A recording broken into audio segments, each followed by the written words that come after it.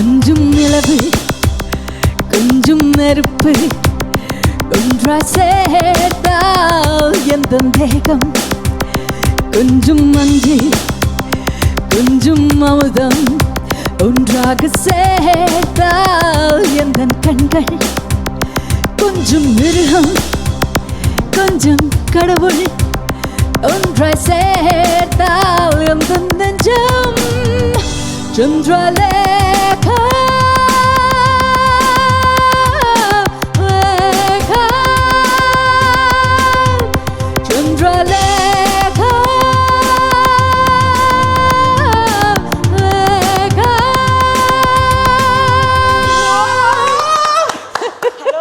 நான் கூட நீங்க பாட ஆரம்பிச்சிட்டீங்கன்னு நினைச்சு பயந்துட்டேன். என்ன மீறி அந்த பாட்டா வந்துருச்சு. ஓ அப்படின்னு தான் நான் சொல்ல வந்தேன். அது எமோஷன்ல அப்படி ஆயிடுச்சு.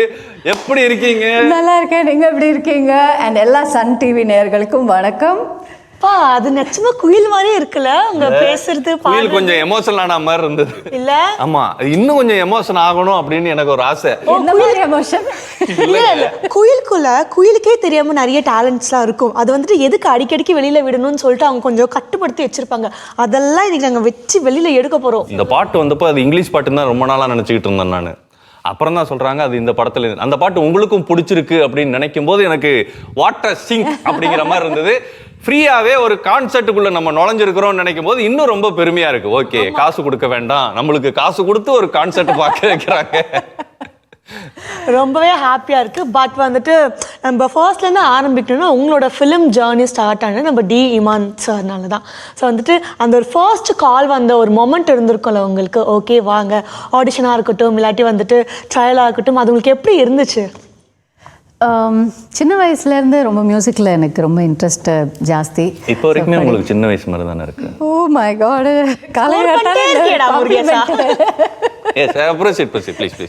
ஸோ அதுக்கப்புறம் பட் படிப்பு வேணும்னு பேசி எம்எஸ்சி ஐடி பண்ணேன். பட் மியூசிக்லேயே அந்த ஒரு இன்க்ளினேஷன் இருந்துகிட்டே இருந்துச்சு. நிறையா ஷோஸ் எல்லாம் பண்ணியிருக்கேன் even before I came in to play back.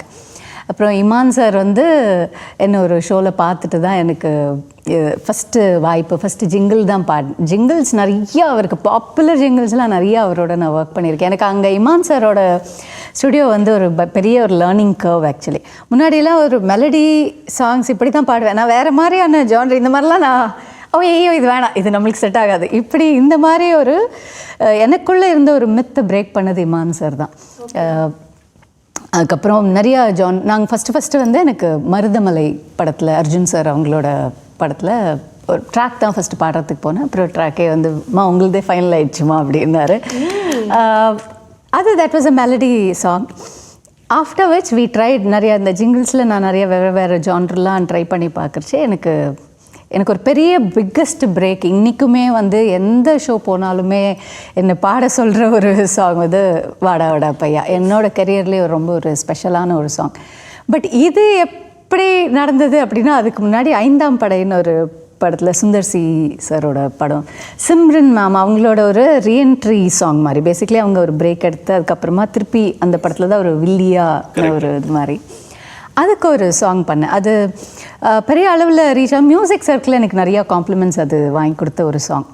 அந்த சாங்க்கு அப்புறம் தான் இந்த நீங்கள் கேட்குற வாடா வாடா பையாலாம். அப்புறம் then Imman sir was like melody பாடுறதுக்குலாம் நிறைய பேர் இருக்காங்க, நீங்கள் யூ ஷுட் ஐ திங்க் இதுலேயே நீங்கள் நிறைய பண்ணணும் அப்படின்ற மாதிரி உங்களுக்கு ட்ராக்கும் கொடுத்து ட்ராக்கையும் மாற்றி விட்டுருக்கிறாரு. ஆமாம், ட்ராக்கையும் பட் உங்களோட ஃபேவரட் ஜானர்னா நீங்கள் என்னன்னு சொல்லுவீங்க? பிகாஸ் நீங்கள் சொன்ன மாதிரி நீங்கள் இன்ட்ரடியூஸ் ஆனது வந்துட்டு ஒரு ஸ்வீட்டான வாய்ஸ் இருக்கக்கூடிய ஒருத்தங்களாக தான் நீங்கள் இண்டஸ்ட்ரிக்கு தெரிய வந்தீங்க. அதுக்கப்புறம் வந்துட்டு உங்களுக்கு ட்ராக்கே வந்துட்டு மாறி இருக்கு. பட் உங்களுக்கு ரொம்ப பிடிச்சது இல்லை வந்துட்டு நம்பியே இந்த மாதிரி ஒரு இது ட்ரை பண்ணக்கூடாதுன்னு ஏதாச்சும் நீங்கள் விருப்பப்பட்டிருக்கீங்களா? இல்லை, எனக்கு இதுவே எனக்கு இமீடியட்டாக ஒரு ஆடியன்ஸோட ஒரு கனெக்ட் இமீடியட்டாக எனக்கு கிடைக்கும். எல்லோரும் சேர்ந்து ஒரே வைப் பண்ணுறது. ஸோ ஷோஸில் ஒரு மாதிரி டிஃப்ரெண்ட்டாக எனக்கு ஃபீல் ஆகும்.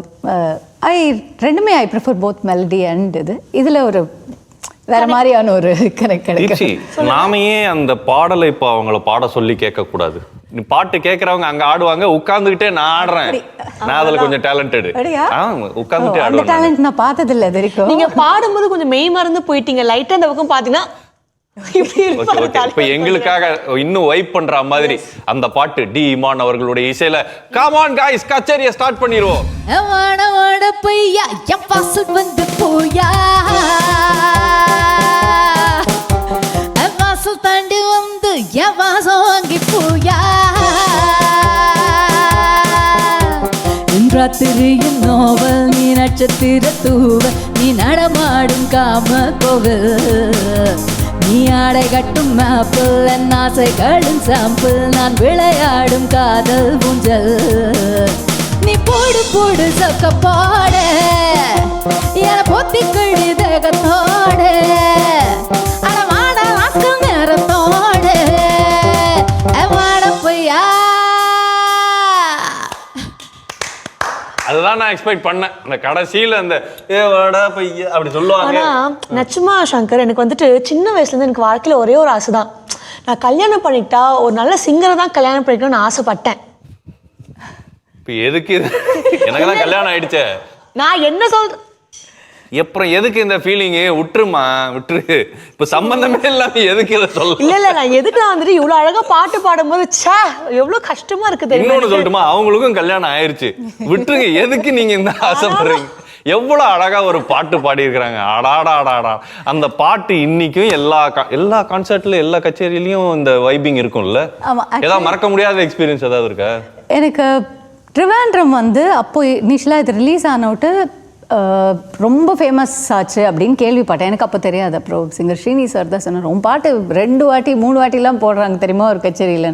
அதுக்கப்புறம் நான் போனேன் ஒரு ஷோக்காக அந்த ட்ரிவாண்ட்ரம் நாகர்கோவில் அந்த சைடில். திருப்பி ஒன்ஸ் மோர் கேட்டுட்டே என்ன ராகிங்கா பண்றீங்க? 2 வாட்டி ஆல்ரெடி பாட்டேன், 3ஆவது வாட்டி திருப்பி கேட்கறேன் சார் டல் டோன்லி பல்லவி.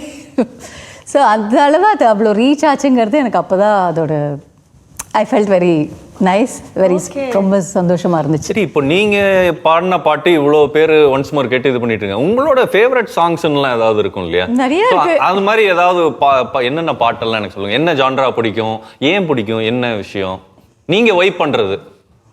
நான் வைப் பண்ணேன் ரொம்ப சில சமயம் வீட்டில் கொஞ்சம் ஒரு மாதிரி லோவாக ஃபீல் பண்ணேன்னா நான் நிறைய ஃபாஸ்ட் சாங்ஸ் கேட்பேன். ஃபாஸ்ட் சாங்ஸ்னா பீட் சாங்ஸ் கேட்பேன். தட் வில் இன்ஸ்டன்ட்லி கொஞ்சம் எலிவேட் ஆர் மூட் மாதிரி எனக்கு ஃபீல் ஆகும். அந்த மாதிரி வைப் சாங்ஸை தவிர்த்து வேற சாங்ஸ்னா என்ன மாதிரி சாங்ஸாக நீங்கள் என்ஜாய் பண்ணுவீங்க? நான் பழைய பாட்டு நிறையா கேட்பேன். ஓகே.